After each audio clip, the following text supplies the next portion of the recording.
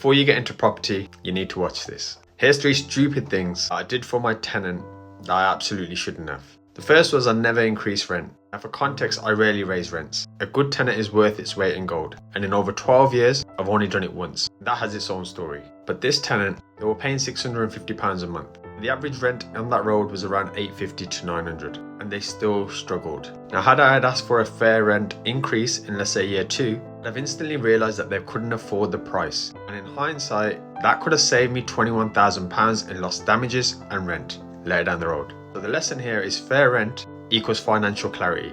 The second was I was too nice. She was a support worker at the time, and I used to work with vulnerable kids in care, so I instantly felt connected, and that caused an emotional bias that sadly clouded my judgment. I now wasn't just a landlord, I was a mate, a counsellor, and definitely a charity case at some times. And the third, I just became everything I shouldn't have. I helped her mum get a mortgage. I sent food baskets during COVID. Even put her up in service departments at my own cost just when the boiler needed fixing, because in my head it would have been what I would have done for my parents had they been living there.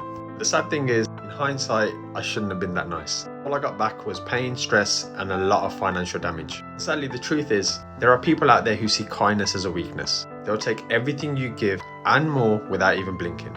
So yeah, be kind, but don't let your kindness become a business liability.